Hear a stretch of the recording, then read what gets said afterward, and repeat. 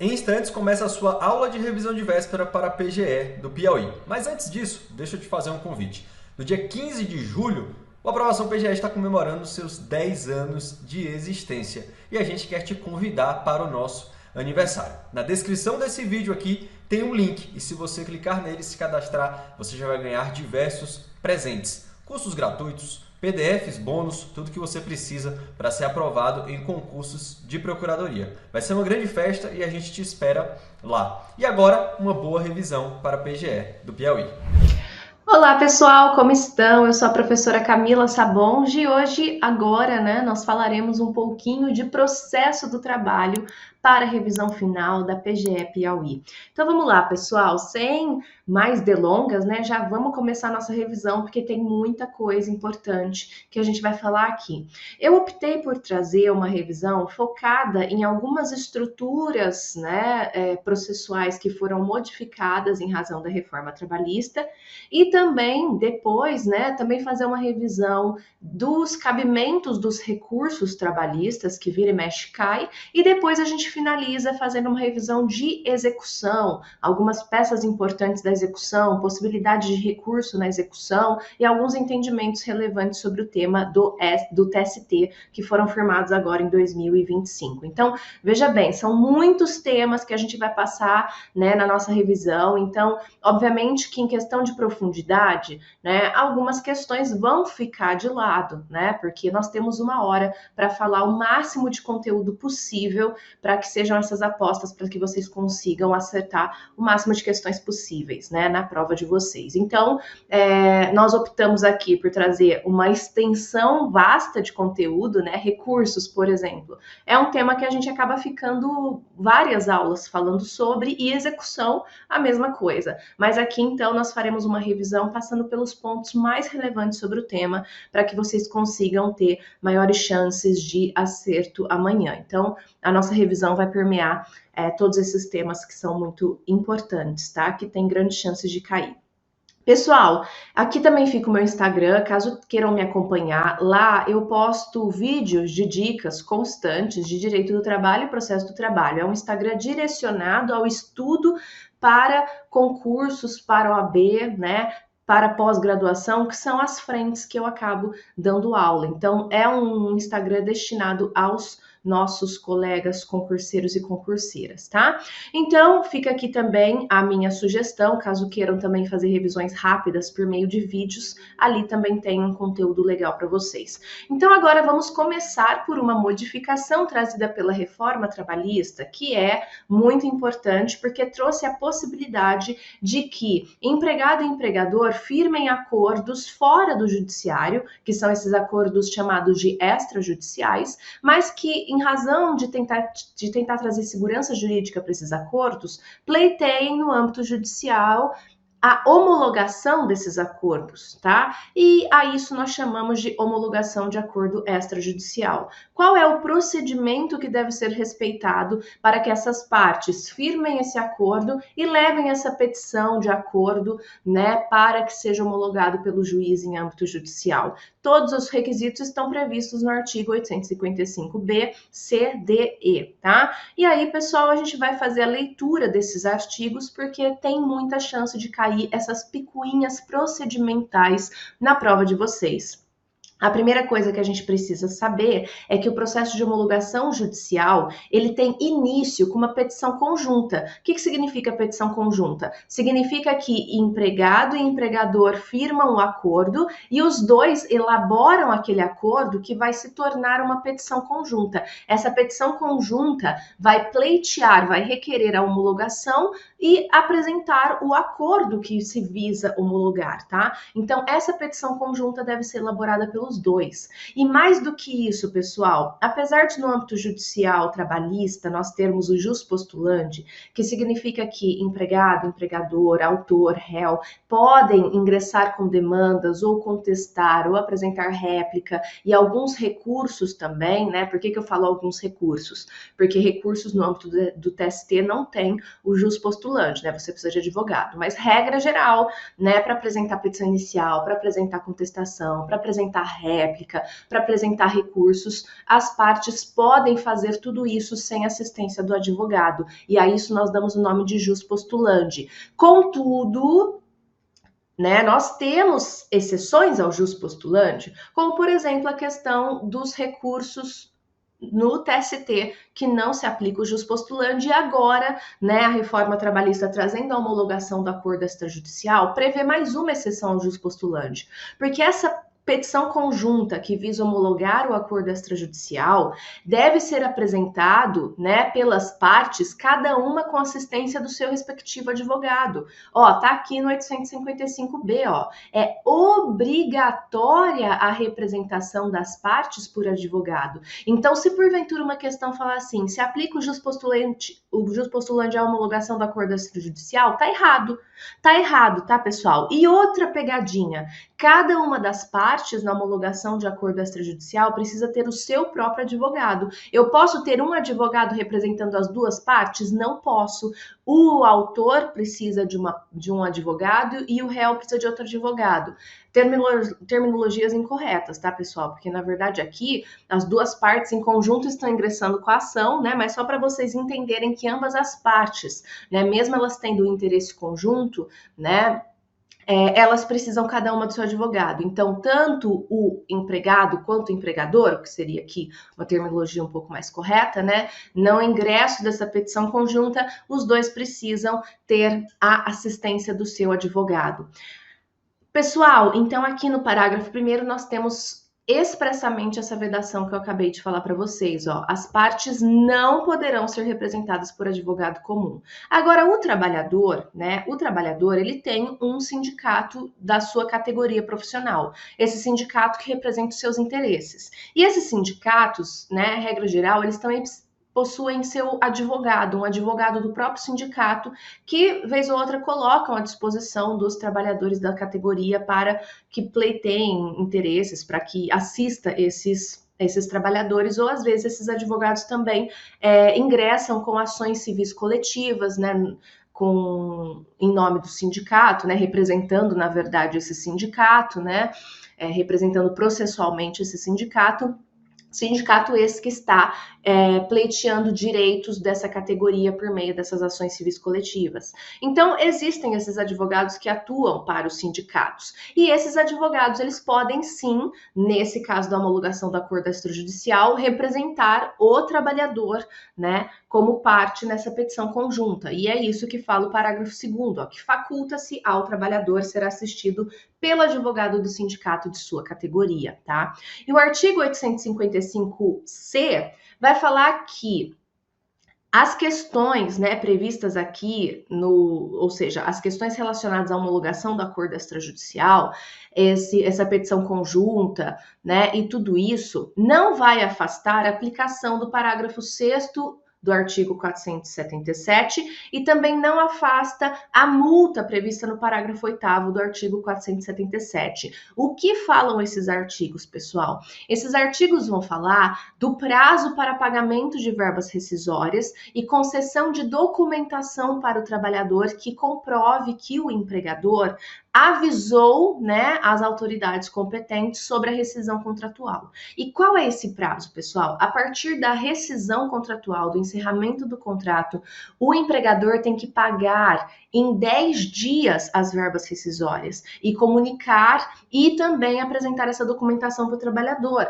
a fim de que ele consiga, às vezes, dar entrada em algum benefício previdenciário ou, às vezes, seguro-desemprego, enfim. Então, tudo isso tem que ser feito no prazo de 10 dias contados a partir do término do contrato. E se o empregador não fizer isso, não cumprir esse prazo de pagamento das rescisórias, vai ter uma multa que vai ser aplicada.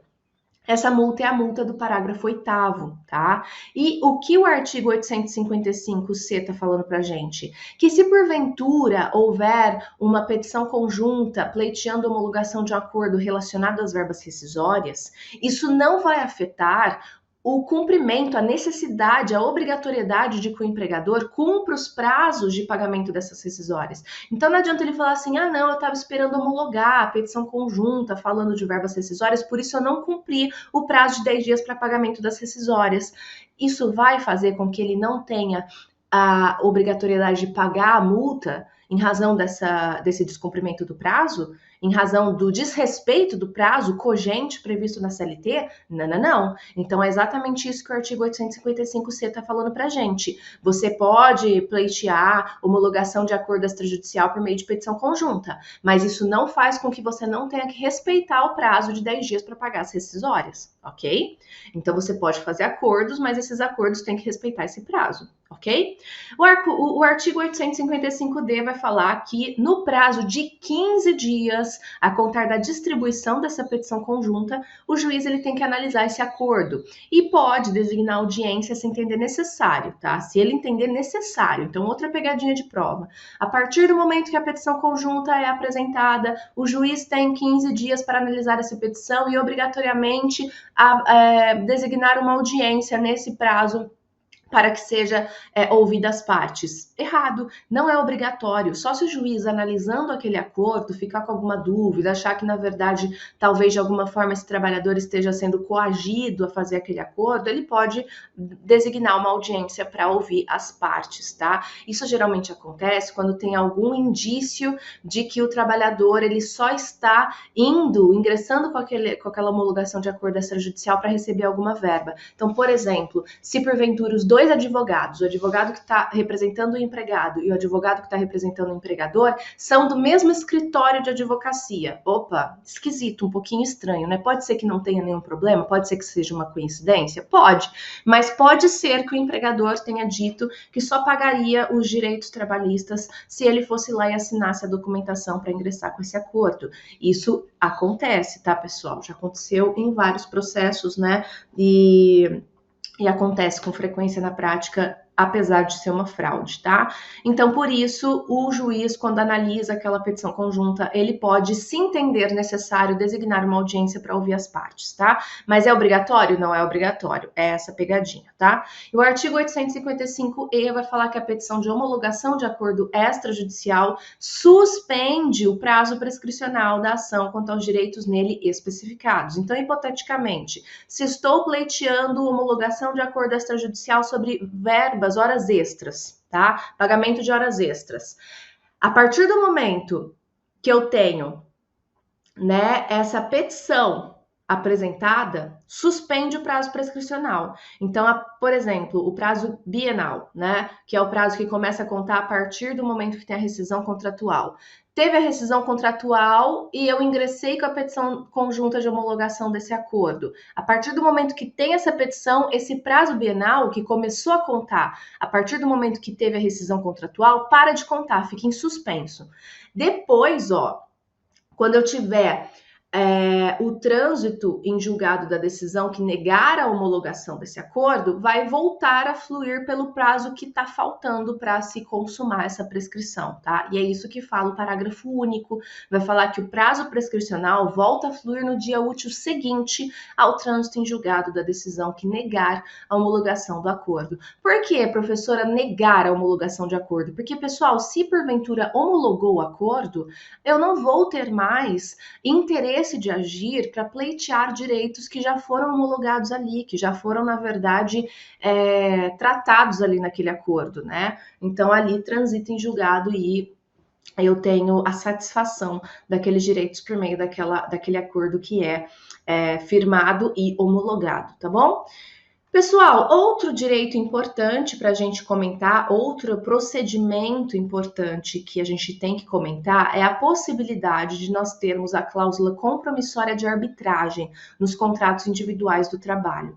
O artigo 507-A da CLT, que foi incluído pela reforma trabalhista, ele prevê que nós temos a possibilidade que nos contratos individuais do trabalho nós tenhamos a inclusão de cláusulas compromissórias de arbitragem, que nada mais significa do que a possibilidade, na verdade, o compromisso de que as duas partes, se tiverem algum conflito decorrente daquele contrato de trabalho, pleiteiem a resolução desse conflito por meio da arbitragem, tá? Agora, pessoal, qual que é a grande questão? Antes da reforma trabalhista, era entendido que a arbitragem não se aplicaria aos contratos individuais do trabalho, só se aplicaria nos dissídios coletivos, nos conflitos coletivos, ou seja, o sindicato representando os trabalhadores ou negociando com a empresa ou negociando com o sindicato que representa os empregadores, tá? Então, sindicato dos empregados com o sindicato dos empregadores ou sindicato dos empregados com a empresa.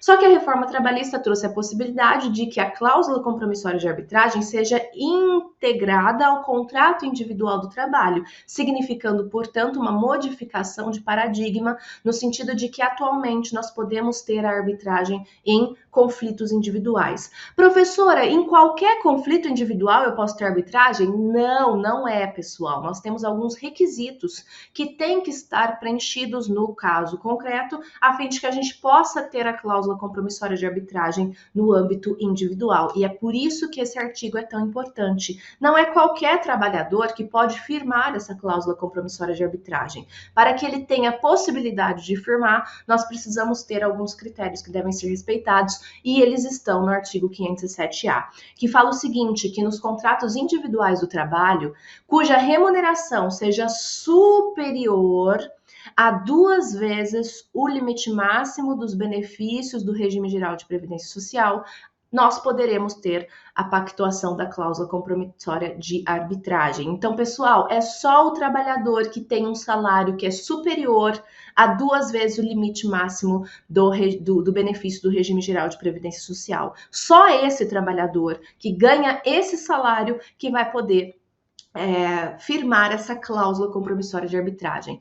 E para firmar essa cláusula compromissória de arbitragem, pessoal, ou o trabalhador tem que ter tido a iniciativa de firmar ela, o que é raro na prática, tá? O trabalhador chegar para o seu empregador e falar assim, olha, eu quero uma cláusula compromissória de arbitragem no meu contrato. Isso geralmente na prática não acontece, mas pode acontecer de acordo com o artigo 507-A.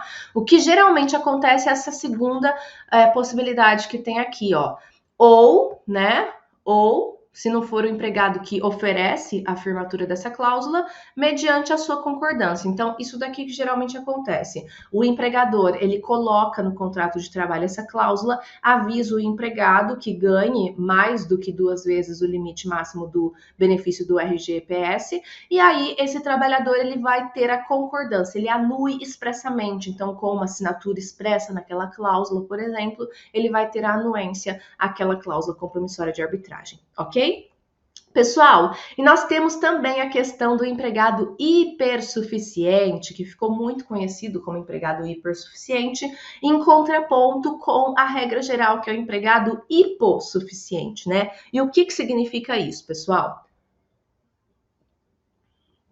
Seguinte, quando eu falo da hipossuficiência do trabalhador, estou dizendo que, regra geral, o trabalhador ele se sente subordinado ao empregador, né, em razão, inclusive, do poder hierárquico, da subordinação jurídica que é inerente à relação empregatícia. Em razão disso, né, em razão, inclusive, de regra geral, o trabalhador ele encontrar no contrato de trabalho a possibilidade de ganhar o seu salário, consequentemente ganhar o seu sustento, garantir a sua subsistência da sua família, ele não tem possibilidades de negociar em pé de igualdade com o seu empregador. Regra geral, os empregados se sentem um tanto quanto constrangidos ao longo do contrato de trabalho de chegar e reivindicar direitos, né, e pleitear melhoras de condições de trabalho.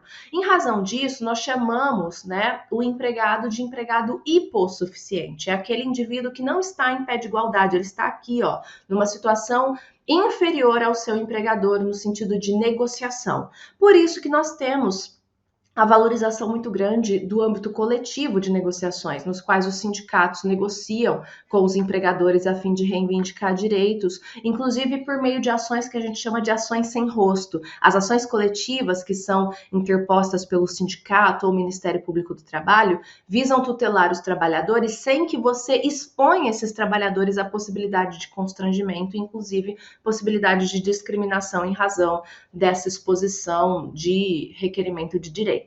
Agora, em contrapartida, nós temos a figura inversa, que ficou chamada como empregado hipersuficiente, que nada mais é do que uma terminologia que visa dizer que esse trabalhador, esse empregado, teoricamente, não estaria numa situação inferior ao seu empregador, ele na verdade, teria possibilidade de negociar em pé de igualdade com o seu empregador, em razão de ter um diploma de nível superior e um salário um pouco mais elevado, né? Que seria um salário igual ou superior a 2 vezes o limite máximo do benefício, do maior benefício do regime geral de previdência social. Então, para a reforma trabalhista, que incluiu esse artigo 444, parágrafo único da CLT, o empregado hipersuficiente, que é esse empregado que tem diploma de nível superior e ganha esse salário igual ou superior a 2 vezes o maior limite do benefício do regime geral de previdência social, teria condições de negociar diretamente com o seu empregador, teria condições de fazer negociações individuais, empregado e empregador diretamente, não precisaria ter negociações coletivas para flexibilizar direitos. Então, essa é a grande questão. Para a reforma trabalhista, esse empregado hipersuficiente, ele tem possibilidade de negociar, de flexibilizar, inclusive reduzir direitos trabalhistas. Então, ele tem possibilidade de renunciar a direitos trabalhistas por meio dessa negociação coletiva, diretamente com o seu empregador. Direitos que, de acordo com o artigo 611-A, seriam direitos que só poderiam ser negociados em uma negociação coletiva. Mas no caso do empregado hipersuficiente, ele teria a possibilidade de negociar diretamente, de forma individual, com o seu empregador. Então, é importante que a gente saiba quem é o empregado hipersuficiente, quais são os requisitos que vão configurar essa situação na qual ele pode negociar diretamente com o seu empregador de forma individual, tá? Então, tomem muito cuidado com isso, ok? Outra questão que é importante, eu já coloquei esses slides na sequência só para vocês não confundirem. No caso da cláusula arbitral, vamos voltar? Para firmar cláusula arbitral, qual que é o salário que o trabalhador tem que receber? O salário tem que ser superior a 2 vezes o limite do benefício do regime geral de previdência. Aí ele vai poder firmar cláusula de compromisso arbitral. Agora, no caso do empregado hipersuficiente, o salário pode ser igual ou superior. Tomem muito cuidado, é um detalhe pequeno, mas que em prova objetiva às vezes faz a diferença. O salário do hipersuficiente tem que ser igual ou superior a 2 vezes o maior benefício do RGPS e também tem que ter a questão do diploma de nível superior, ok? Seguindo, pessoal, outra questão importante para a gente comentar aqui é a exceção de incompetência relativa. Pessoal, assim como no âmbito processual civil, no âmbito trabalhista, nós temos, até inclusive em razão de um princípio da simplicidade, né, que traz essa possibilidade de flexibilização das formalidades no âmbito processual trabalhista, em razão de nós priorizarmos um acesso à justiça, né, uma facilidade do trabalhador simples conseguir ingressar com suas ações judiciais, nós temos, né, os procedimentos sendo muito adaptados às necessidades das partes, né? Inclusive no âmbito processual civil, no caso da alegação de incompetência, seja ela absoluta, seja ela relativa, nós temos, né, a priorização de que essas alegações sejam feitas na própria contestação, né? Não tendo uma necessidade de que tenha uma petição autônoma que alegue isso. Então, essa era a regra no âmbito trabalhista, assim como também era no âmbito processual civil. Alegação de incompetência relativa, incompetência absoluta, sendo alegada na própria contestação, apesar de que a incompetência absoluta, se não fosse alegada, poderia ser alegada posteriormente, em razão de ser absoluta, inclusive ser reconhecida de ofício. Muito bem, contudo veio a reforma trabalhista e previu, né, que no caso da incompetência relativa territorial, ou seja, eu alegar que na verdade aquela vara de Ribeirão Preto, interior de São Paulo, não é a competente, na verdade seria a vara de Franca, interior de São Paulo, né? Essa alegação de incompetência territorial deveria ser feita por uma peça autônoma, não deveria ser feita dentro da contestação. Então, a reforma trabalhista modificou essa sistemática exclusivamente para a exceção de incompetência territorial, trazendo uma sistemática diferente para a exceção de competência territorial, que deve ser feita numa peça autônoma, num prazo especial, não podendo ser feita na contestação. E por isso, né, que a reforma trabalhista, quando traz essa modificação no seu artigo 800, traz uma sistemática especial e com muita cara de prova, tá? Por isso a gente vai fazer a revisão de como deve ser feita a apresentação dessa exceção de incompetência relativa quando nós temos a necessidade de questionar a competência territorial, tá? A vara do trabalho que foi escolhida, né, pelo reclamante quando ingressou com a reclamação trabalhista.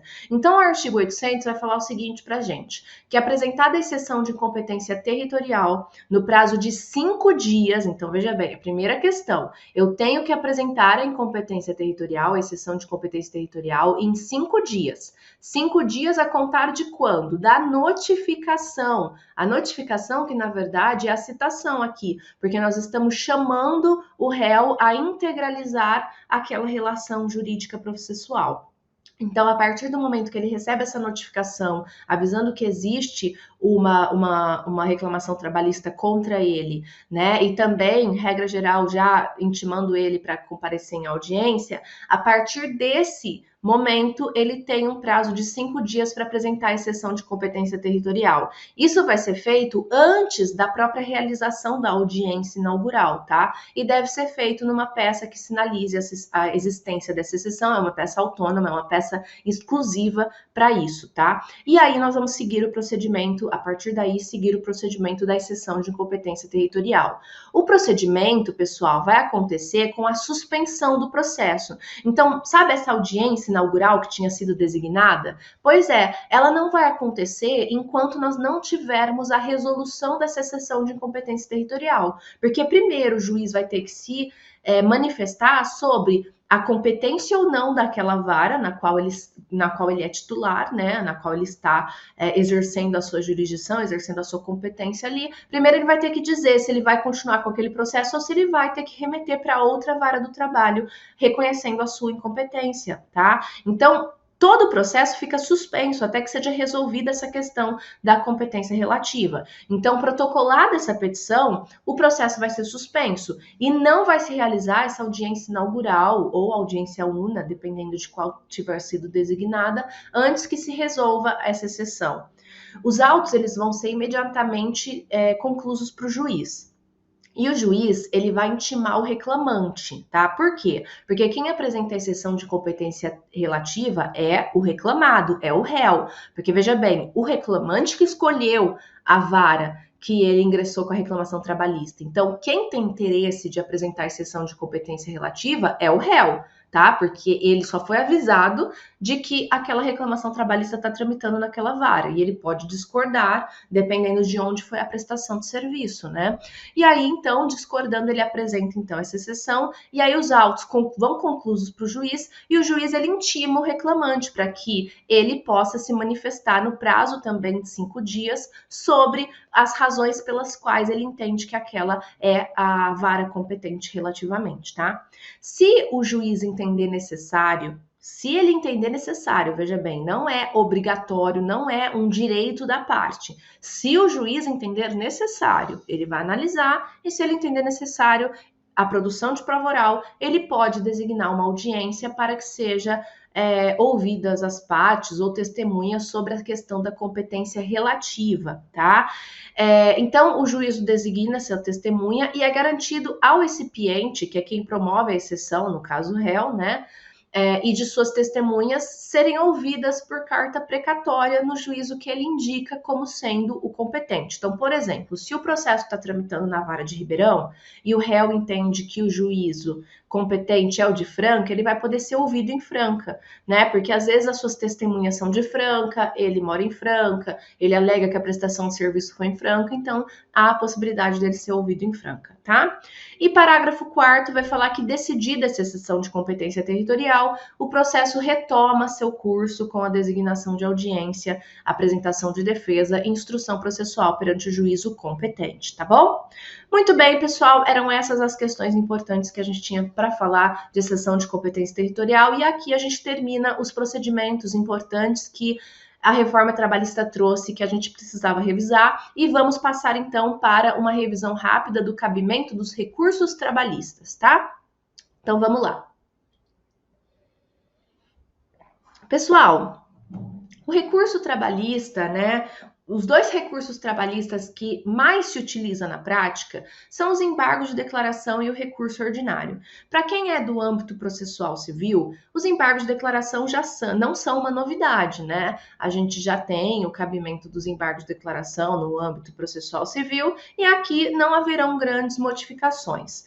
No caso do recurso ordinário, o recurso ordinário, para quem não conhece, é como se ele fosse uma apelação. Ele vai caber das decisões meritórias ou terminativas, né, que vão ser prolatadas ou em primeiro grau, né, então as decisões que resolvem a instrução na vara do trabalho, ou em peças, né, e processos que tem uma competência originária no TRT, também caberá dessa decisão o recurso ordinário. Então, só para vocês terem um conhecimento um pouco amplo, primeiro a gente vai falar dos embargos de declaração, do cabimento, né, que é um dos recursos que tem mais aplicação no âmbito trabalhista, e no segundo momento falar do recurso ordinário, que é um recurso muito, muito, muito importante no âmbito trabalhista, porque é aquele recurso que é utilizado quando as partes querem rediscutir o mérito daquela sentença, né, de primeiro grau. Por isso, eles são os mais importantes, eles são os que têm mais incidência prática para quem atua efetivamente no âmbito processual trabalhista. Os embargos de declaração, pessoal, vão ter o cabimento previsto tanto na CLT, no artigo 897-A, quanto também no CPC, no 1022. E quando ele vai ser cabível, os embargos de declaração? Quando eu tiver algum defeito na prestação jurisdicional. Então, aquela sentença ela tem alguma obscuridade, né? Então, eu quero eliminar uma contradição, uma obscuridade na sentença. Quando eu quero suprir uma omissão, então, às vezes eu fiz 2 pedidos, horas extras e adicional de insalubridade. E, na verdade, a sentença só se manifestou sobre adicional de insalubridade. Vai ter uma omissão ali, então eu posso suprir a omissão com o uso dos embargos de declaração, tá? E nós temos a questão também da correção de erros materiais. Então, às vezes, eu pleiteei o pagamento de danos morais coletivos em R$10 mil. E aí, a condenação vem em R$100 mil. Então, você viu que foi a mais do que eu pedi. Mas, às vezes, isso é um erro de digitação, porque na própria fundamentação da sentença, houve elementos que corroboravam a condenação em 10 mil, né? Mas aí no dispositivo veio 100. Então, na verdade, muito provavelmente foi um erro material que aconteceu. Eu posso ingressar com os embargos de declaração, indicando esse erro material, tá? Mas, se o juiz, por exemplo, ele observar antes de eu ingressar com os embargos de declaração, isso também pode ser corrigido de ofício, tá? Mas nada impede que a parte observando isso ingresse com os embargos de declaração a fim de corrigir esse erro material. E uma previsão que é diferente do CPC, mas que é prevista na CLT, é a possibilidade de eu ingressar com os embargos de declaração para corrigir, né, uma avaliação, uma apreciação com um manifesto equívoco no exame dos pressupostos extrínsecos de um recurso, tá? Pessoal, o importante a gente entender nos embargos de declaração é que, em razão de nós termos um defeito na prestação jurisdicional, nós não temos a exigência de preparo para ingressar com esse recurso, tá? E no âmbito trabalhista, nós temos a regra geral dos prazos recursais serem no prazo de 8 dias. Então, nós apresentamos regra geral os recursos no prazo de 8 dias. Esse é o prazo que a parte possui, tá? Que é em dobro para a administração pública e para o MPT. Mas fato é que nos embargos de declaração é uma exceção. Por isso que é importante a gente tomar cuidado, porque exceção geralmente cai em prova. Os embargos de declaração, eles têm que ser apresentados em 5 dias, tá? Não são em 8. Os outros recursos trabalhistas, sim, são em 8, mas os embargos de declaração são em 5.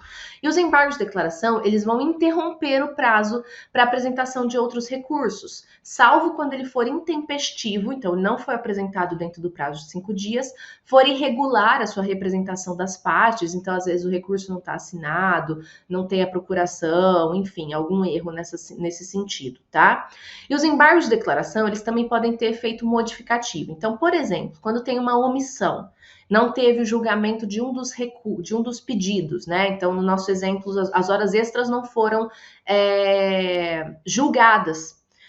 Concorda comigo que se nós tivermos a supressão dessa omissão, nós teremos a modificação da sentença? Porque vai ter uma condenação a mais, ou vai ter, se não tiver uma condenação, vai ser parcialmente procedente, porque só teve condenação em um dos pedidos. Então, nessa situação, nós temos a possibilidade da modificação da sentença, tá? E quando nós temos a possibilidade da modificação da sentença, em razão dos embargos de declaração apresentados, nós chamamos esses embargos de declaração com efeito modificativo.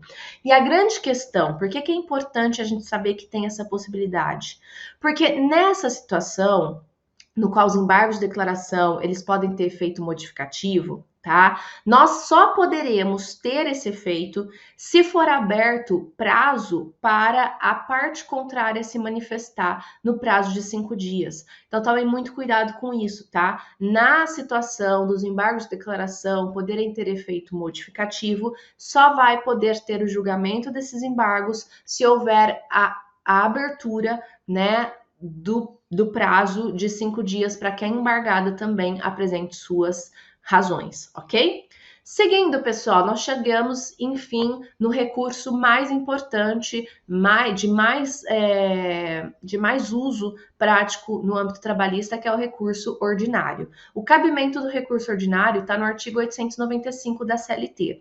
Ele serve para rediscutir amplamente a matéria decidida em primeira instância. Então, se as partes elas não estão satisfeitas com o julgamento do mérito, então foi improcedente um pedido do autor. O autor quer recorrer dessa decisão de primeiro grau, ele vai recorrer apresentando o recurso ordinário no prazo de 8 dias, tá? Então, o cabimento do recurso ordinário é das decisões definitivas, então, que tiveram julgamento de mérito, ou quando elas não tiveram julgamento de mérito, as terminativas, tanto das varas do trabalho, ou seja, aquele processo tem competência originária na vara do trabalho, passou por toda a fase de instrução, teve a sentença de primeiro grau, vai caber recurso ordinário dessa sentença de primeiro grau. Agora, se porventura nós temos uma ação que tem competência originária do TRT, como por exemplo a própria ação rescisória, teve toda a fase instrutória, terminou o julgamento da rescisória ali no TRT, dessa decisão também caberá o recurso ordinário. Aqui no inciso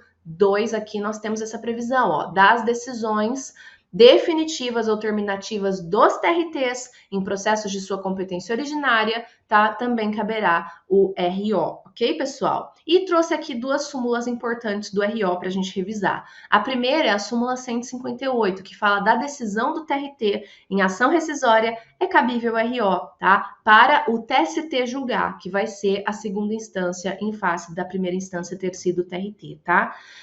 E a súmula 201 vai falar que da decisão do TRT em mandato de segurança, tá? Porque também é uma competência originária dos tribunais, vai caber o RO também no prazo de 8 dias para que o TST possa julgar, ok, pessoal? Então tomem muito cuidado com essas 2 hipóteses de cabimento do RO. Seguindo, nós chegamos no recurso clássico da execução. Quando eu falo agravo de petição, vocês têm que lembrar de execução. Agravo de petição, execução. Agravo de petição, execução. Por quê, pessoal? Porque o agravo de petição é o recurso cabível na fase de execução. Lembrando disso, vocês não erram questão, porque o agravo de petição tem um cabimento destinado à impugnação de decisões proferidas na execução trabalhista, tá? O prazo também é de 8 dias. E o agravo de petição, ele tem algumas peculiaridades, como, por exemplo, ele só ser recebido quando o agravante ele delimita as matérias e valores que visa impugnar. Isso é simples da gente entender. Nós estamos na fase de execução. Qual é a finalidade da fase de execução? Eu penhorar bens para trazer liquidez e concretude para o título executivo judicial que está sendo satisfeito naquela fase de execução. Isso significa que o agravo de petição, em razão dos recursos trabalhistas não terem, né, regra geral, efeito suspensivo, ele não suspende a execução. Então a execução ela vai continuar correndo, tá? Agora vai continuar correndo, né, nas matérias e valores que não foram impugnados. Agora as matérias e valores que foram impugnados, o exequente vai ter que requerer a execução provisória, tá? Porque a execução provisória ela pode acontecer mesmo havendo um recurso que ainda não foi debatido, decidido, né? Caso ele não tenha efeito suspensivo. Então, a grande diferença aqui, pessoal, por que a gente precisa delimitar valores e delimitar matérias no agravo de petição? Porque o que não for delimitado se torna incontroverso. Sendo matérias incontroversas, eu posso continuar a execução até o fim. Eu penhoro, eu tenho apresentação de todas as defesas necessárias e posso depois vender, inclusive, né? Se não tiver um agravo de petição sobre aquela matéria, sobre aquele valor específico. E o que eu quero dizer com delimitação de matéria? Se porventura eu tenho execução de alguns valores relacionados à hora extra e outros valores relacionados à adicional de insalubridade. Qual é a matéria que eu viso questionar no agravo de petição? É só relacionado às horas extras. Então, a parte de adicional de insalubridade é incontroverso, vai continuar a execução de forma definitiva. Agora, se porventura só tem uma matéria que está sendo decidida naquele recurso, é tudo naquele processo, é tudo horas extras. Só que eu tenho um debate em relação aos cálculos dos valores. Na verdade, a fase de liquidação fez cálculos no sentido de que era devido 15 mil a título de horas extras, e eu acredito que são só 10. Perceba que o valor incontroverso é 10, porque o valor controvertido do meu agravo de petição, objeto do meu agravo, é só 5. Porque entre o 15 que foi da liquidação e o 10, que eu acho que é o devido, tem só 5 mil ali, né, de controvertido. O resto, aqueles 10, pode continuar sendo tocado na execução de forma definitiva. Então, no agravo de petição, só cabível na execução, prazo de 8 dias, eu tenho que delimitar matérias e valores, tá? Porque é permitida a execução imediata da parte remanescente até o fim, nos próprios autos ou por carta de sentença. Súmula do TST importante sobre o tema é a súmula 416, que vai falar que devendo o agravo de petição delimitar justificadamente a matéria e os valores objeto da discordância, não vai ferir direito líquido e certo o prosseguimento da execução quanto aos tópicos e valores não especificados no agravo, tá? Então, não vai caber, por exemplo, o mandato de segurança da decisão que determina o prosseguimento dessa execução, ok? Seguindo aqui, pessoal, nós temos um recurso que a maioria dos alunos tem dificuldade, que é o recurso de revista. O recurso de revista é um recurso especial, é um recurso extraordinário. Por que eu chamo ele assim? Porque ele não é um recurso que visa tutelar o interesse das partes. Então, em contrapartida com o agravo de petição, o RO, que eram recursos ordinários, ou seja, recursos que visam tutelar o interesse das partes, visam rediscutir o mérito em razão do interesse da parte de ver aquele provimento daquele pedido, o recurso de revista não é assim. Ele visa, na verdade, uniformizar a jurisprudência, ele visa trazer segurança jurídica, ele visa trazer uma uniformidade e segurança e respeito e concretização dos ditames processuais constitucionais, no sentido de que os cidadãos eles sintam respeito e sintam segurança na própria resposta jurisdicional. Então, em razão disso, vocês vão perceber que as hipóteses de cabimento do recurso de revista se relacionam a situações nas quais a gente observa que os tribunais regionais do trabalho estão dando decisões controvertidas, ou em face de uma interpretação de uma lei federal, ou em face de uma interpretação da Constituição, ou em face de interpretação de alguma negociação coletiva. Existem discussões sobre interpretações de normas trabalhistas, e aí, em razão disso, surgem decisões dos TRTs que são controvertidas entre si, e aí chega no TST com recurso de revista para que o TST uniformize essa jurisprudência. Então, vamos ver as hipóteses de cabimento do artigo 896, que vocês vão ver que se relacionam com essa questão, trazer uniformização na própria jurisprudência trabalhista. Então, vai caber o recurso de revista para turmas do TST das decisões proferidas em grau de RO em dissídios individuais pelos tribunais regionais do trabalho quando? Quando que vai ser cabível? Quando esses TRTs derem ao mesmo dispositivo de lei federal interpretação diversa da que lhe houver dado outro TRT, no seu pleno, turma ou na SDI do TST, ou contrariam uma súmula de jurisprudência uniformizada da Corte ou súmula vinculante do STF. Ou também caberá, quando os TRTs derem ao mesmo dispositivo de lei estadual, convenção coletiva do trabalho, acordo coletivo, sentença normativa ou regulamento empresarial de observância obrigatória em área territorial que exceda a jurisdição do TRT, prolator da decisão recorrida, interpretação diversa, tá? Na forma da linha A. Ou também quando os TRTs, eles proferirem decisões violando, né, a literalidade de disposição de lei federal ou afrontando a literalidade da própria Constituição. Lembrando que o prazo do recurso de revista é igual aos outros recursos trabalhistas de 8 dias, ok? Pessoal, uma questão que geralmente cai em prova é a excepcionalidade do cabimento do recurso de revista quando estamos diante de uma execução ou de um procedimento sumaríssimo. Então, regra geral, na execução não cabe o recurso de revista, a não ser quando nós temos afronta à Constituição. A mesma coisa no procedimento sumaríssimo. Em regra, nós não temos o cabimento do recurso de revista quando estamos diante do procedimento sumaríssimo, a não ser que tenhamos ofensa à CF, à Constituição, ou à súmula. E aqui vocês já viram que eu fiz um macetinho para vocês lembrarem. O macetinho é o seguinte: na execução,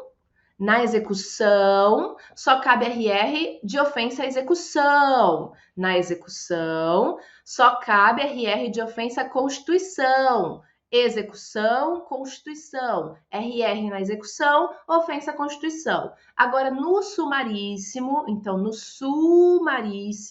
cabe RR de ofensa a CF, até pôs CF com C, com S aqui, né? Para vocês se lembrarem que no sumaríssimo cabe RR de ofensa a CF ou de súmula, tá? No sumaríssimo, CF, súmula. Sumaríssimo, CF, súmula. Execução, Constituição. Execução, Constituição. Ok, pessoal? Não se esqueçam disso. Pessoal, agora na questão da execução fiscal, regra também não caberá o recurso de revista, a não ser que tenhamos ofensa à Constituição Federal, divergência jurisprudencial, tá? E violação à lei federal. Então, como é que vocês vão lembrar? Coloquei aqui o macetinho, ó. Na execução fiscal, cabe RR na ofensa à Constituição Federal, divergência jurisprudencial ou violação à lei federal. Fiscal, execução fiscal, defende Constituição Federal, divergência jurisprudencial e lei federal. Ok, pessoal? Muito que bem. Agora, nós temos a questão dos embargos no TST, que o cabimento, pessoal, dos embargos do TST, em razão de também ser um recurso extraordinário, ele também visa uniformizar a jurisprudência. Só que uniformizar a própria jurisprudência do TST. Então, se tem divergência jurisprudencial dentro do TST, vai caber os embargos no TST, tá? Agora, nós temos dois tipos de embargos, tá? Nós temos os embargos infringentes e os divergentes. Então, os embargos infringentes, eles vão caber de decisão não unânime de julgamento no TST, que concilia, julga, homologa a conciliação em dissídios coletivos, que excedam competência territorial dos TRTs e estender ou rever sentença normativa do TST. Agora, os embargos divergentes, eles são cabíveis, tá? Das decisões não unânimes de julgamento, das decisões das turmas que divergem entre si, turmas do TST, tá? Ou decisões proferidas na SDI1, ou contrárias às súmulas e OJs do TST ou súmulas do STF, tá, pessoal? Então, esse é o cabimento dos embargos no TST. Seguindo aqui, pessoal, nós temos aqui a questão do agravo de instrumento. Pessoal, o agravo de instrumento, aqui no âmbito trabalhista, é aquele recurso que visa destrancar os outros recursos. Então, se porventura um recurso ele foi trancado, tá? Ele não vai subir para segundo grau em razão de um entendimento do primeiro juízo de admissibilidade, que é feito no primeiro grau, tá? O juízo ACO, primeiro juízo de admissibilidade feito pelo juízo ACO, entender que os pressupostos de admissibilidade recursal não foram cumpridos, ele tranca aquele recurso no primeiro grau. E aí, para destrancar esse recurso e fazer ele ir lá para o juízo de segundo grau para ser analisado, nós precisamos nos utilizar do agravo de instrumento. Alguns de vocês que podem não ter tanta familiaridade com o âmbito trabalhista podem estar se perguntando o seguinte: mas professora, como assim juízo de admissibilidade no primeiro grau, né, que seria o juízo ACO, juízo do qual estou recorrendo? Pois é, pessoal, no âmbito trabalhista nós temos 2 juízos de admissibilidade, o juízo ACO e o juízo ADQUEM. Então, hipoteticamente, tô lá na fase de instrução, passei pela toda a fase de conhecimento, teve a sentença de primeiro grau na vara do trabalho. Eu quero ingressar com RO. Ingressei com RO na vara do trabalho. E aí, o juiz da vara do trabalho, que é o juízo ACO, ele vai fazer um primeiro juízo de admissibilidade, analisar os pressupostos recursais. Se ele entender que não estão preenchidos, ele tranca esse recurso lá no primeiro grau. E aí, para levar esse recurso para o segundo grau, onde vai ter o segundo juízo de admissibilidade, que seria o TRT, fazendo o segundo juízo de admissibilidade, depois analisando o mérito, para fazer com que esse RO saia do primeiro grau e vá para o segundo, eu preciso o quê? Eu preciso ingressar com agravo de instrumento, tá? Desse despacho que denega a interposição do meu recurso, tá? Agora, pessoal, outro exemplo, tá? Se porventura eu apresentei esse mesmo RO, mas o meu RO subiu para o TRT. E aí, lá no TRT, teve o segundo juízo de admissibilidade, ele foi conhecido e aí não foi provido o meu RO. Então, foi mantida a sentença de primeiro grau do meu RO. Qual seria o recurso cabível a partir daqui? Se houver alguma divergência jurisprudencial, eu posso ingressar com o RR, o recurso de revista dessa decisão, desse acórdão, desse RO. E se porventura o TRT, no juízo de admissibilidade do meu recurso de revista, entende que esse recurso de revista não preenche esses pressupostos recursais, ele vai trancar o meu recurso de revista no TRT. É o exemplo que eu trouxe aqui no slide para vocês, ó. Tá vendo? Eu ingressei com o meu recurso de revista do acórdão do RO que foi prolatado pelo TRT. Só que o TRT, ele vai fazer o primeiro juízo de admissibilidade, analisando os pressupostos recursais do meu RR. E se ele entender que não estão preenchidos, ele tranca o meu RR aqui no TRT. E aí eu vou ter que me utilizar o quê? Do agravo de instrumento para puxar esse RR para cima. E no caso aqui, o juízo adquem, o juízo que vai analisar esse meu recurso é o TST. Então eu puxo o agravo de instrumento para o TST. E aí o TST vai julgar o meu agravo de instrumento. Se ele entender que realmente o meu RR não tinha que ser trancado, ele dá procedência para o meu agravo de instrumento e já analisa o meu recurso de revista aqui, tá? Então, é assim que funciona o agravo de instrumento. Pessoal, aqui nós temos uma questão importante para a gente comentar, já passando para a questão de execução novamente, né? Que é a questão da irrecorribilidade de imediato das decisões interlocutórias. Pessoal, o que acontece é o seguinte: no âmbito trabalhista, nós temos um princípio processual, que chama irrecorribilidade das decisões interlocutórias. Então, regra geral, as decisões interlocutórias, elas não são recorríveis de imediato. Ou seja, aquelas decisões que não colocam fim no processo de conhecimento, ou seja, não são sentença, ou não colocam fim no processo de execução, que são chamadas de decisões interlocutórias, elas não são recorríveis de imediato. A gente precisa esperar o quê? Esperar ter a sentença para que no recurso cabível daquela sentença eu questione aquela decisão interlocutória. Essa é a regra, tá? Só que nós temos aqui uma exceção irrecorribilidade das decisões interlocutórias que foi trazida pela reforma trabalhista no âmbito da execução.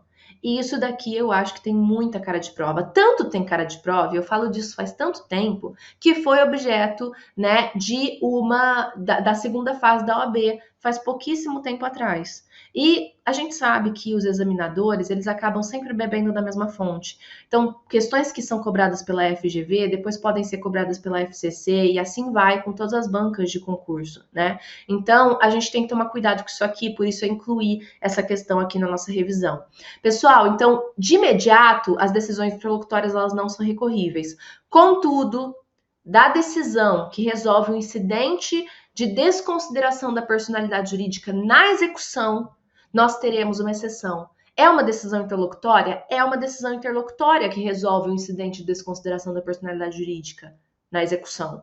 Mas vai caber recurso. Por quê? Porque o próprio artigo 855-A da CLT vai prever essa possibilidade do cabimento de recurso. Então, da decisão interlocutória que acolhe ou rejeita o incidente de desconsideração da personalidade jurídica na fase de conhecimento, por ser uma decisão interlocutória, não vai caber recurso de imediato. Só que na fase de execução, apesar de ser uma decisão interlocutória também, vai caber o agravo de petição por previsão expressa do artigo 855-A da CLT, independentemente da garantia do juízo, tá? E para finalizar, o que o artigo 855-A da CLT fala, nós também teremos aqui, né, o cabimento da desconsideração da personalidade jurídica no âmbito dos tribunais. E quando tivermos a resolução do incidente por meio de decisão interlocutória no tribunal, né, vai ser uma decisão monocrática, inclusive, do relator, vai caber o agravo interno dessa decisão do relator que resolve esse incidente, tá? Então, tomem muito cuidado com isso aqui, porque em cada momento processual vai ter uma resposta diferente para o cabimento ou não do recurso da decisão que resolve esse incidente de desconsideração da personalidade jurídica, ok? E aqui, pessoal, para a gente finalizar essa questão da irrecorribilidade das decisões interlocutórias, eu disse para vocês que, regra geral, né, nós não temos o cabimento do recurso de imediato das decisões interlocutórias. Nós vimos um exemplo trazido pela CLT, que é a questão do agravo de petição na fase de execução do incidente de desconsideração da personalidade jurídica. Mas essa não é a única exceção. Nós temos a súmula 214 que traz outras exceções, nas quais, mesmo sendo uma decisão interlocutória, vai caber recurso de imediato. E essa súmula vira e mexe cai. Principalmente o item C, que eu grifei aqui para vocês, deixei de vermelho. Então, vamos fazer a leitura dessa súmula? Ó, ela vai falar que na Justiça do Trabalho, as decisões interlocutórias não vão ensejar de imediato o recurso. Isso a gente já sabe. Agora, o que importa para a gente é esse salvo, ó. Salvo, a exceçãozinha aqui, ó. Salvo as decisões interlocutórias de TRT, que são contrárias à súmula IOJ do TST, as decisões interlocutórias que são suscetíveis de impugnação mediante recurso para o mesmo tribunal, tá? E as decisões interlocutórias, essa aqui é importante, ó. Decisões interlocutórias que acolhem a exceção de incompetência territorial, com remessa dos autos para um TRT diferente, tá? Então, vai mudar de TRT em razão do acolhimento dessa exceção de competência territorial. Dessa decisão vai caber o RO de imediato, tá? Mesmo ser uma decisão interlocutória. Então, tomem muito, muito, muito cuidado com isso. Pessoal, agora, ó, a gente já tá quase fechando uma hora, mas eu quero passar relâmpago aqui em uma revisão para vocês da fase de execução. Então, vai ser uma revisão relâmpago mesmo, mas só para a gente fazer, ó, uma relembrar, assim, de algumas coisas importantes da fase de execução. Primeira coisa que a gente tem que lembrar é que antes da fase de execução, nós temos a possibilidade de que, em razão do nosso título executivo judicial, ou seja, a nossa sentença não ser líquida, nós tenhamos que passar por uma fase preparatória. Essa fase preparatória, então, ela não é necessária em todos os nossos processos. Só é necessária quando a sentença é ilíquida. E qual é essa fase? É a fase de liquidação de sentença. A fase de liquidação de sentença, então, ela visa trazer liquidez para sentenças que são condenatórias e são ilíquidas, tá? É uma fase, então, intermediária entre a fase de conhecimento e a nossa fase de execução. E ela não pode modificar ou inovar a sentença. Na verdade, ela só serve para complementar aquela sentença líquida, tá? Isso pode acontecer por meio de várias espécies de liquidação. Então, quando só são necessários cálculos, né, a gente vai fazer a liquidação por meio de cálculos. Então, são cálculos aritméticos que são necessários, às vezes fazer um cálculo de porcentagem, nós vamos fazer a liquidação por cálculos.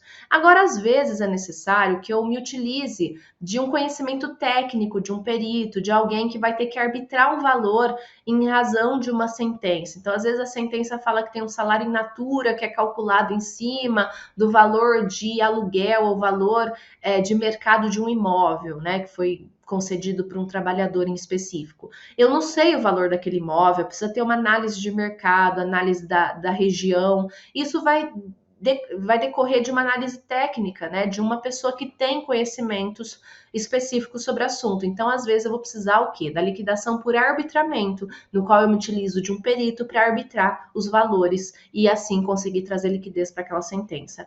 Mas, às vezes, pode acontecer de eu precisar produzir provas na liquidação. Então, às vezes, por exemplo, tem uma sentença numa ação civil coletiva que diz que os trabalhadores que laboraram naquele local que era insalubre têm direito a um adicional maior, né, do que o previsto na CLT para insalubridade que foi reconhecida naquele local em razão de um acordo ou convenção coletiva.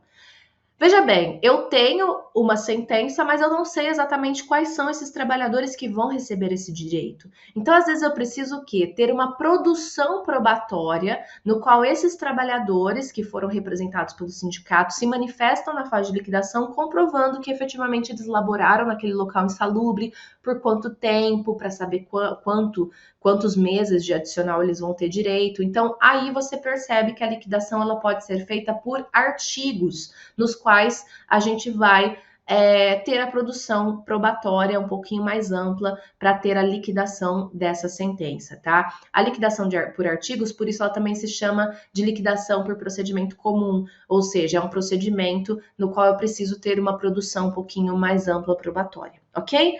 Muito bem, essas são as espécies de liquidação, mas nós já vimos então que a liquidação ela vem quando nós temos, né, a sentença sendo prolatada de forma ilíquida e eu viso o quê? Trazer liquidez para essa sentença. E como é que vai acontecer o procedimento por trás dessa liquidação? A liquidação ela começa com a apresentação dos cálculos. E os cálculos vão ser apresentados pelas partes ou pelo órgão da Justiça do Trabalho específico para isso, que é o setor de cálculos, né? O calculista da vara, tá? A partir do momento que tem a apresentação desses cálculos, o juiz ele deve intimar as partes para que possam se manifestar sobre aqueles cálculos, num prazo comum de 8 dias. E apresentada essa manifestação pelas partes, a gente tem o retorno desse processo para o juiz, que vai homologar esses cálculos. A gente chama de forma informal, no âmbito trabalhista, essa homologação de cálculos de sentença de liquidação.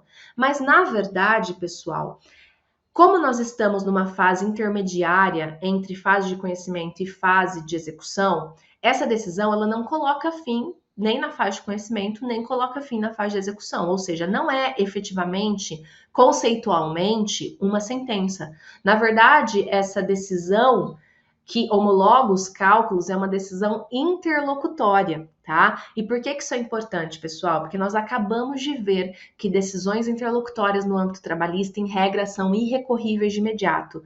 Ou seja, essa decisão que homologa os cálculos não vai caber recurso de imediato.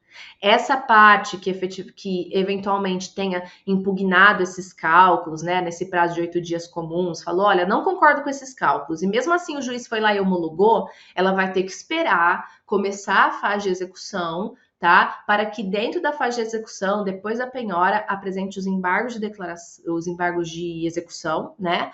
Ou a impugnação de sentença de liquidação. Então, aqui, no fim da fase de liquidação, com a homologação desses cálculos, ela não vai poder questionar, tá? Agora, é importante dizer o seguinte, pessoal. Se porventura essa parte, nesse prazo comum aqui, ó, nesse prazo comum de 8 dias, não impugnou esses cálculos, não adianta depois, lá na execução, ela querer levantar que ela não concordava com aqueles cálculos. Por quê? Porque se ela não questionou no momento oportuno que era feito para isso, o que acontece? Acontece a preclusão. Então, se porventura ela manifestou aqui, o juiz ignorou e homologou, não acontece a preclusão, porque ela se manifestou, ela continua resignada e ela vai levantar novamente essa questão na execução. Tudo bem, não acontece preclusão nesse caso. Agora, se aqui, no momento que era oportuno para ela questionar esses cálculos, ela não o fez, acontece a preclusão, não vai poder mais questionar isso em nenhum momento na execução posteriormente, tá? Tomem muito cuidado com isso, porque essa questão, ela é uniforme na jurisprudência do TST, ok? E aí, pessoal, é importante mencionar que nessa decisão interlocutória de liquidação deve constar as contribuições previdenciárias e a gente tem que abrir também um prazo obrigatório para a União se manifestar. Então, a União tem que ser intimada para que no prazo de 10 dias, se ela quiser, ela se manifeste sobre esses cálculos, tá? Então, o ministro de Estado, da Fazenda, pode dispensar essa manifestação, mas isso não significa que o juiz tenha a opção de intimar ou não a União. O juiz é obrigado a intimar para que a União tenha o prazo de 10 dias para se manifestar se ela quiser, ok? Pessoal, então a impugnação da decisão de liquidação, como nós vimos, vai acontecer quando? Não vai acontecer de imediato, porque é uma decisão interlocutória. Vai acontecer quando? Depois que acontecer a penhora na fase de execução, ou seja, garantido o juízo, abre-se 5 dias para embargos à execução. Então, nesses embargos, o executado vai poder se manifestar sobre essa liquidação e o exequente, nesse mesmo prazo de 5 dias, que é aberto para os embargos à execução, também é aberto prazo para o exequente se ele quiser impugnar os cálculos de liquidação, ok? Vamos esquematizar isso para vocês? Vamos lá, ó. Linha do tempo na execução. Cálculos apresentados, ó, na liquidação. Apresentou os cálculos. Impugnação da parte contrária. Mesmo assim, teve a decisão de liquidação homologando aqueles cálculos. É uma decisão interlocutória, então não cabe recurso de imediato. Por isso, a gente começa a execução. Começou a execução com o quê? Com a citação do executado. O executado é citado para pagar ou garantir integralmente o juízo em 48 horas, tá? E aí, se ele não garantir o juízo, se ele não pagar, o que vai acontecer? A gente vai começar a fazer a penhora dos bens, tá? Se a gente dar sorte, a gente conseguir penhorar bens satisfazendo de forma integral aquela execução, nós vamos abrir prazo para as defesas. As defesas na execução são apresentadas em 5 dias. O executado tem a possibilidade de apresentar os embargos à execução e, nesse momento, ele pode, inclusive, impugnar os cálculos de liquidação e também temos aqui o prazo para que o exequente, se ele estiver inconformado com os cálculos, também impugnar a sentença de liquidação nesses mesmos 5 dias, tá? E fazendo um adendo aqui, se porventura foi penhorado um bem de um terceiro, o que esse terceiro pode apresentar aqui? Pode apresentar os embargos de terceiro também, tá, pessoal? E aí, dessa decisão, então, dessa impugnação à sentença de liquidação ou desses embargos à execução, vai ter uma sentença de embargos, né? Ou uma sentença de impugnação. E dessa sentença aqui vai caber o agravo de petição, tá, pessoal? Então, aqui tem o momento do agravo de petição, no qual você também pode renovar a sua indignação com os cálculos de liquidação, caso queira, tá? Muito bem, pessoal. Eu sei que foi uma revisãozinha super rápida de execução, né? Mas o objetivo da nossa revisão é essa, né? A gente ganhar em extensão, fazer uma revisão do máximo de conteúdo possível para que a gente consiga trazer conforto para vocês, no sentido de conseguir chegar na prova de forma tranquila, né? Então, eu espero que na nossa revisão, tanto de direito material do trabalho quanto de direito processual do trabalho, vocês tenham conseguido revisar, ficar confortáveis com a matéria. É importante agora que vocês confiem na trajetória de vocês, confiem no conhecimento de vocês. essas revisões aqui são para trazer isso. Mais do que trazer conteúdo, é para trazer conforto para vocês, segurança, porque isso é muito importante. Agora é o momento de vocês confiarem no processo, confiarem em vocês e chegarem na prova tranquilos para fazerem um bom trabalho. Eu estarei torcendo aqui para vocês, tá? E eu espero que dê tudo certo. Confiem em vocês e façam um bom trabalho. Até mais. Tchau, tchau.